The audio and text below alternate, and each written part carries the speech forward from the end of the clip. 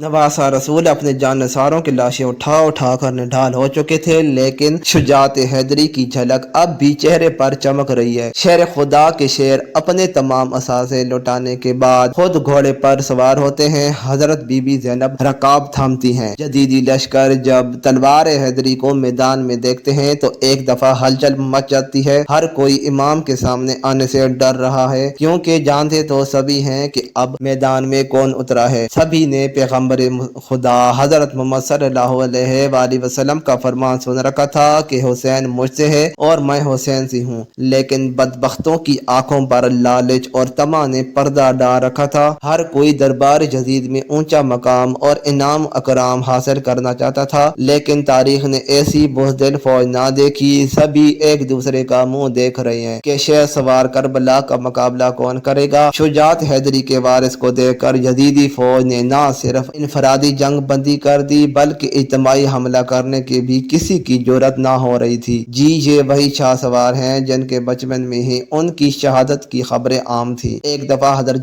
जिब्रील अमीन हजूर अक़दस सल्लल्लाहु अलैहि वसल्लम की बारगाह में हाजिर हुए थे कि वहाँ हजरत इमाम हुसैन भी तशरीफ ले आए और हजूर सल्लल्लाहु अलैहि वसल्लम की मुबारक गोद में बैठ गए। जिब्राइल अमीन ने अर्ज किया, ए अल्लाह के रसूल, आपकी उम्मत आपके इस बेटे को शहीद कर देगी। हजरत जिब्राइल ने मकाम शहादत भी बताया और मट्टी भी पेश की। अब हाल ये है कि नवासा रसूल हजरत इमाम हुसैन मैदान की तरफ बढ़ रहे हैं और बुज़दिल फौज दूर से ही तीर चला रही है कि कहीं अगर ये हमारे करीब पहुंच गए तो हम नहीं बच पाएंगे। इमाम आली मकाम को तीर लग चुके हैं। शमशीर हैदरी पर पूरा लश्कर जकबारगी से हमला आवर होता है। खौफ के मारे फौजियों की गर्दनें कट रही। सैकड़ों यजीदी फौजी जहन्नम वासिल हो चुके कि अचानक इमाम आली मकाम को अजान की आवाज आई और आपने अपनी तलवार रोक दी और नमाज पढ़ने की मोहलत मांगी। यही वो वक्त था कि जब शमर के जोश दिलाने पर मालिक कुंदी ने पीछे से एक ऐसा वार किया कि तलवार का कलावा मुबारक को काटती हुई कासा सर तक पहुंच गई। खून का फवारा निकल पड़ा।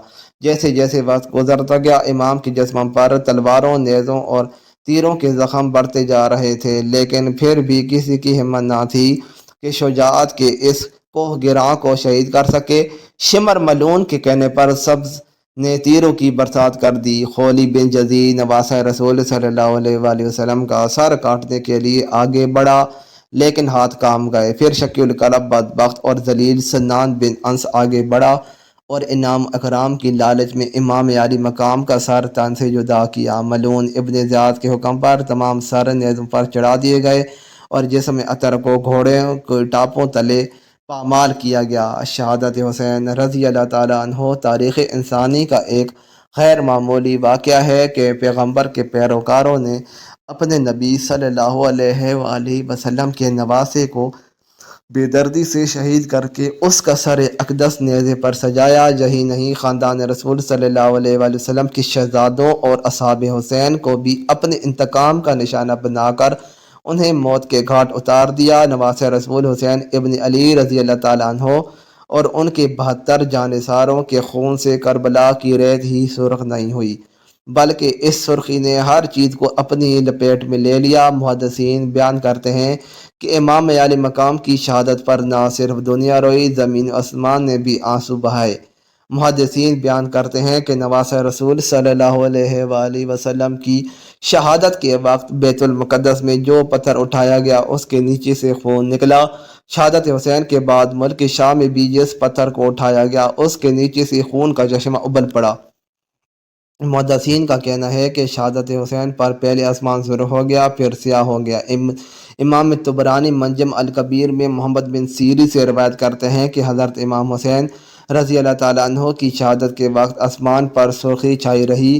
इसके अलावा इमाम बहकी ने अपनी किताब दलाइल अल नबवत अल बहकी में ये रवायत की है कि उन्होंने कहा कि इमाम हुसैन के ज़माना में मैं कम उम्र दोशीज़ा थी। उस वक्त आसमान कई दिनों तक जमे हुए खून की मानंद हो गया था। हज़रत इमाम हुसैन की शहादत के बाद सैयदजादियों को कैदी बना लिया जाता है। अब असीरान करबला का काफिला शहीदों के सरों के साथ कूफा की जानिब रवाना हो जाता है। इधर करबला की रेत पर सैयदजादों के जिस्म बगैर सरों के बेगौरो कफन बिखरे पड़े हुए हैं। अल्लाह अकबर। تاریخ گواہ ہے شہادت کے 3 دن بعد 13 محرم کو مقام قاصر پہ ونیل قبیلہ بنی اسد کی خواتین درائے فرات پر پانی لینے آئیں تو انہوں نے بغیر سروں کے جسموں کو دیکھا تو سب کی سب چیخیں نکل گئیں، واپس گھروں کو لوٹیں اور اپنے مردوں کو بتایا کہ خاندان نبوت کی لاشیں بکھری پڑی ہیں، ہمیں ان کو دفنانا چاہیے۔ چنانچہ کچھ مرد ان کے ساتھ میدان کربلا پہنچے اور قبریں کھودنا شروع کر دیں۔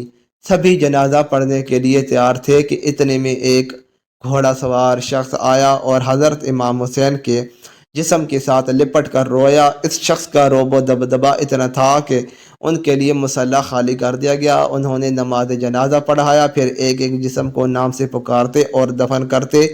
سب سے آخر میں حضرت عباس علمدار کو دفنایا گیا۔ جب وہ گھوڑا سوار جانے لگا تو قبیلہ بنو اسد نے پوچھا کہ آپ کون ہیں؟ جواب ملا، میں علی بن حسین ہوں۔ یہ کہہ کر چل دیے اور نظروں سے اوجھل ہو گئے۔